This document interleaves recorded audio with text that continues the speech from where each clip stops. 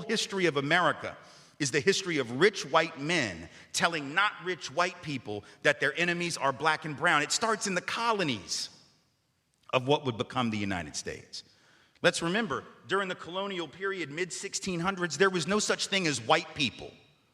I know some people who are now called white find that shocking, right? Because they think whiteness is real, right? But whiteness was created. Europeans didn't call themselves white. We didn't call ourselves white. We weren't all members of one big happy family. Are you kidding? Have you studied the history of Europe? The history of Europe was about killing each other. That's what we did in Europe. We just killed each other. Before we figured out there were other people to kill, we just killed each other, right? I mean, that was the history of Europe. The English hated the Irish, right? Northern Italians didn't even think that Southern Italians were Italians. The Germans hated everybody, and everybody hated their ass right back, right? There was no team called white, no race called white, but all of a sudden, in the middle of the 1600s, there was. Why? Why was it suddenly necessary to create this thing called the white race? Well, because rich people can count, that's why. And so rich folks looked around, the ones that owned all the land, you know, in the colonies, the colonial elite looked around and they realized something, that they were heavily outnumbered by African enslaved folks, by European indentured servants who were just one level above a slave, or other Europeans who weren't technically indentured servants, but they were still peasants, didn't have any money, didn't have any land, and they could do the math. They added it up and they were like, damn, we got to figure out a way to split these folks apart from one another or they're going to rise up and take our stuff, right?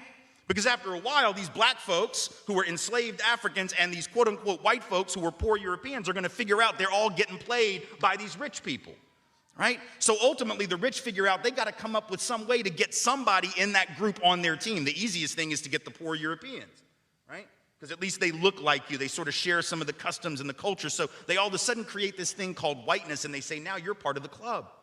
Now we're going to let you testify in court, enter into contracts, vote, at least if you're a man, own a little bit of land, at least if you're a man, right? And we're going to get rid of indentured servitude. No more of that, because you're too good for that. And we're going to take the white men, now called white men, and put them on the slave patrol to keep black people in line. Give them a horse and a gun and a badge and make them feel big and powerful, right? They're still poor. They still don't have anything. They didn't pay the slave patrol well, right? Just exploited them, used them as a buffer between the elite and the other poor folks, particularly poor folks of color. And pretty soon, the rebellions that occasionally happened where black and white got together to overthrow the elite, those stopped because the divide and conquer had begun to work, right? You could turn people against each other by telling those poor white folks, they got to keep these black people in line. And so that divide and conquer gets initiated in the colonies. Rich white men telling not rich white people that their enemies are black and brown. Fast forward to the Civil War era. And you have, I'm from the South, right? My people, the elite in my part of the country, right, actually announced that the reason they wanted to break away from the Union and possibly go to war with their brothers and sisters to the North was in order to maintain slavery and white supremacy. They said that at the time. We lie about it now. And we say it had nothing to do with that. But of course, at the time, they didn't have any shame about it, so they just said it openly. Right? The vice president of the Confederacy, Alexander Stephens, said that the cornerstone of the new government was the great truth that the Negro was not the equal of the white man. So that's the reason the Confederacy was formed and existed. But here's the trick. If I'm rich and I want to go to war to protect my ownership in other human beings, my property, but you're poor and you don't own any enslaved people, why the hell would you go fight to protect my stuff? Because I'm a rich person. I'm not going to fight. Rich people don't go to war, right? Rich people get poor people to go to war for them, whether it's in 1860 or whether it's during the 1960s or whether it's today, right? Rich folks get doctors to write notes for them that say that they have heel spurs, and that's why they can't go to Vietnam. And if you don't know who I'm talking about, you can Google that shit because he's sitting in the White House right now, right? Oh, I can't go fight. I have heel spurs. Send some poor kids to do that for me, please, right? So that's been a long-standing tradition.